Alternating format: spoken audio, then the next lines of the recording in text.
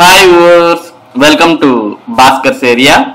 AP mega DSC 2025కు సంబంధించి ఈ రోజు ఉన్నటువంటి ముఖ్యమైన సమాచారాన్ని మనం తెలుసుకుందాం. మరి ఏపీ మెగా డిఎస్సి 2025లో ఎవరైతే ఎంపికైనటువంటి ఉపాధ్యాయులు ఉన్నారో వారందరికీ కూడా మరి శిక్షణా కార్యక్రమాలు అనేవి అక్టోబర్ 3వ తేదీ నుండి ప్రారంభం కాబోతున్నాయి. మరి గతంలో దాదాపు 3 నుంచి 13 వరకు జరుగుతాయని తెలియజేసినప్పటికీ ప్రస్తుతం ఆ తేదీలు మారడం జరిగింది. ప్రస్తుతం అక్టోబర్ 3 నుంచి అక్టోబర్ 10వ తేదీ వరకు మాత్రమే ఉపాధ్యాయులకు శిక్షణా కార్యక్రమాలు అనేవి ప్రభుత్వం నిర్వహించబోతోంది.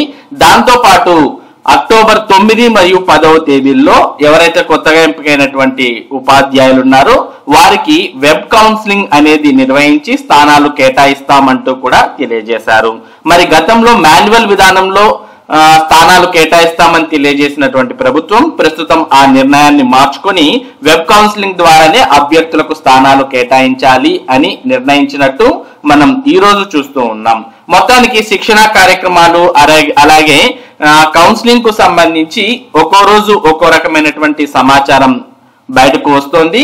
ప్రస్తుతానికైతే అక్టోబర్ 3వ తేదీ నుంచి శిక్షణా కార్యక్రమం ప్రారంభమైతే 9, 10వ తేదీల్లో వెబ్ కౌన్సిలింగ్ ద్వారా అభ్యర్థులకు స్థానాలను కేటాయిస్తూ ఉన్నారు. ఇక వివిధ జిల్లాల్లో ఎక్కడెక్కడ ట్రైనింగ్ అనేది నిర్వహిస్తున్నారు అనే దానికి సంబంధించి కూడా జిల్లాల వారీగా సమాచారాన్ని అధికారులు విడుదల చేస్తూ ఉన్నారు.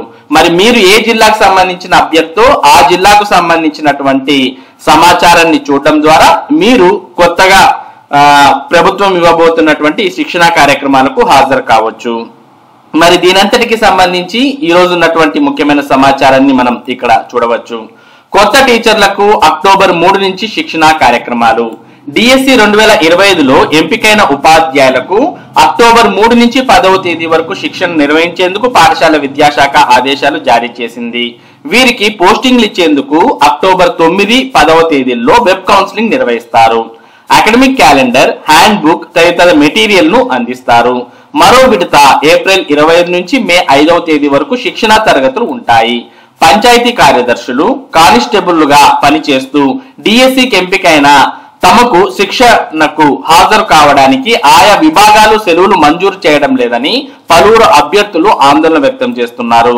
పోస్టింగ్ ఇచ్చినప్పటి నుంచే విధుల నుంచి రిలీవ్ చేస్తామని చెబుతున్నారని, విద్యాశాఖ మాత్రం తప్పనిసరిగా శిక్షణకు హాజరు కావాలని ఆదేశిస్తోందని పేర్కొన్నారు.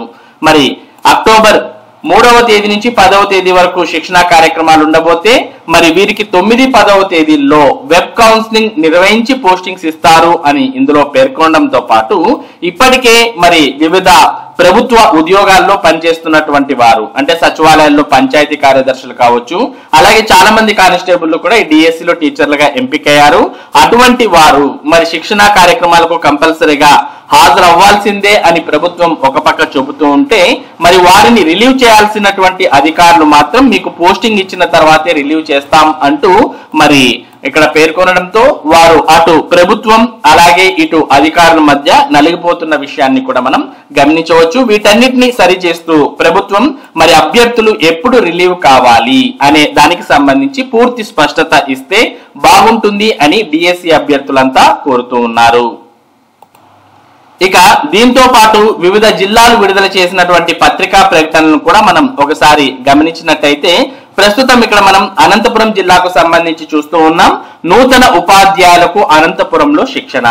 మెగా డిఎస్సి 2025లో ఉద్యోగాలు సాధించిన నూతన ఉపాధ్యాయులకు అక్టోబర్ 3వ తేదీ నుంచి 10వ తేదీ వరకు శిక్షణా తరగతులు నిర్వహించనున్నారు. ఈ మేరకు విద్యాశాఖ కమిషనర్ జిల్లా విద్యాశాఖ అధికారులకు తెలిపారు. అనంత జిల్లాలో మొత్తం 950 మంది ఉపాధ్యాయులకు శిక్షణ ఇస్తారు. ఆకుతోటపల్లి సమీపంలోని వివేకానంద కళాశాల, బుక్కరాయ సముద్రంలోని ప్రైవేట్ బిఈడి కళాశాల, అదే మండలంలోని కుర్రపాడు సమీపంలో నిర్మించిన కేంద్రంలో శిక్షణా కేంద్రం ఏర్పాటు చేశారు. కర్నూలు జిల్లాలోని ఉర్దూ, తెలుగు భాషలకు చెందిన స్కూల్ అసిస్టెంట్లకు అనంతలోనే శిక్షణ ఇస్తున్నారు. నియామక పత్రాలు అందుకున్న ఉపాధ్యాయులు తప్పనిసరిగా శిక్షణకు హాజరు కావాల్సి ఉంటుంది. పాఠశాలల కేటాయింపు కోసం కౌన్సిలింగ్ నిర్వహణపై స్పష్టత రావాల్సి ఉంది. తొలుత ఆన్లైన్ కౌన్సిలింగ్ నిర్వహించాలని భావించారు, కానీ మాన్యువల్ కౌన్సిలింగ్ నిర్వహిస్తున్నట్లు సమాచారం. ఇందుకు సంబంధించి త్వరలో మార్గదర్శకాలు రానున్నాయి. శిక్షణ సమయంలోనే చివరి 2 రోజులు కౌన్సిలింగ్ జరిపే అవకాశం ఉంది. కాబట్టి మరి మాన్యువల్ కౌన్సిలింగ్ ఆన్లైన్ కౌన్సిలింగ్ అనేది ఇంకా మరి ఖరారు కానట్టు ఇక్కడ మనం సమాచారాన్ని చూస్తూ ఉన్నాం. కానీ ఈ రోజు వచ్చినటువంటి ఈనాడు దినపత్రికలో అయితే 9, 10వ తేదీల్లో వెబ్ కౌన్సిలింగ్ నిర్వహించి స్థానాలు కేటాయిస్తారు అంటూ ఇక్కడ మనం చూస్తూ ఉన్నాం. ఇక ఇదే సమాచారాన్ని మనం ఇక్కడ కూడా చూడవచ్చు. కాకినాడ అలాగే ఒంగోలుకు సంబంధించిన సమాచారం. నూతన ఉపాధ్యాయులకు ఇండక్షన్ ట్రైనింగ్. మెగా డిఎస్సి ద్వారా నూతనంగా ఎంపికైన ఉపాధ్యాయులకు అక్టోబర్ 3 నుంచి 10వ తేదీ వరకు వారికి కేటాయించిన కేంద్రాల్లో ఇండక్షన్ ట్రైనింగ్ నిర్వహిస్తామని కాకినాడ జిల్లా డిఈఓ పి రమేష్ సోమవారం ఒక ప్రకటనలో తెలిపారు. ఉమ్మడి తూర్పుగోదావరి జిల్లా వ్యాప్తంగా జరిగే ఈ శిక్షణకు ఎంపికైన ఉపాధ్యాయులంతా తప్పనిసరిగా హాజరు కావాలని అన్నారు. శిక్షణ పూర్తయిన తర్వాతే పాఠశాలల్లో చేరేందుకు పోస్టింగ్ ఉత్తర్వులు ఇస్తామని అన్నారు. అభ్యర్థులు శిక్షణ సమయంలో అవసరమయ్యే వస్తువులు, అనారోగ్యంతో ఉన్నవారు సరిపడా మందులు తెచ్చుకోవాలని సూచించారు. దుప్పట్లు, ఇతర వ్యక్తిగత సామాగ్రి, ఉదయం జాగింగ్ నిమిత్తం రన్నింగ్ షూస్, ఆండ్రాయిడ్ మొబైల్ తెచ్చుకోవాలని, ఫార్మల్ డ్రెస్ కోడ్ పాటించాలని సూచించారు. ఇక ప్రకాశం జిల్లా ఒంగోలుకు సంబంధించిన సమాచారాన్ని కూడా ఇక్కడ మనం చూడవచ్చు. శిక్షణ పూర్తి చేసిన వారికి డిఎస్సి పోస్టింగ్లు.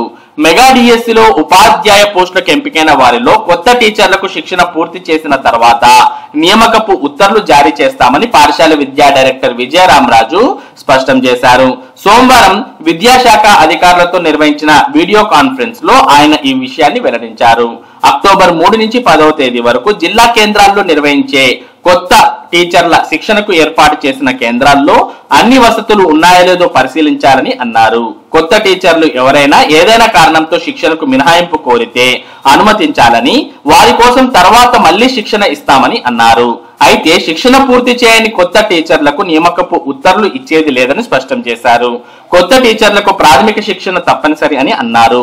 డిఎస్సిలో ఎంపికైన కొత్త టీచర్ల నియామకంలో టీచర్లు లేని పాఠశాలలకు ప్రాధాన్యత ఇస్తున్నట్లు ఆయన వెల్లడించారు. జూన్ లో జరిగిన బదిలీల్లో ఏదైనా పాఠశాలల్లో అక్కడి టీచర్లందరూ బదిలీపై ఇతర పాఠశాలకు వెళితే ఆ పాఠశాలకు ప్రాధాన్యం ఇవ్వాలని ఆదేశించారు. ఇక బదిలీల్లో ఇతర పాఠశాలలు కోరుకొని రిలీవర్ లేని కారణంగా అదే పాఠశాలలో పనిచేస్తున్న టీచర్లను రిలీవ్ చేసి వారి స్థానాల్లో కొత్త టీచర్లను నియమించాలని అన్నారు. కొత్త టీచర్లను కేటగిరీ 3, 4 ప్రాంతాల్లోనే ప్రాధాన్యత క్రమంలో నియమించాలని విజయరామరాజు ఆదేశించారు. సెప్టెంబర్ 30 నాటికి ఖాళీలను పరిగణంలోకి తీసుకోవాలని అన్నారు. ఆన్లైన్ లో ఖాళీల వివరాలను పెట్టాలని ఆదేశించారు. ఇక ఇక్కడ మనం కడప జిల్లాకు సంబంధించిన సమాచారాన్ని చూస్తూ ఉన్నాం. 3 నుంచి నూతన ఉపాధ్యాయులకు శిక్షణ. మెగా డిఎస్సి 2025లో ఎంపికైన నూతన ఉపాధ్యాయులకు అక్టోబర్ 3 నుంచి 10వ తేదీ వరకు శిక్షణ ఇవ్వనున్నారు.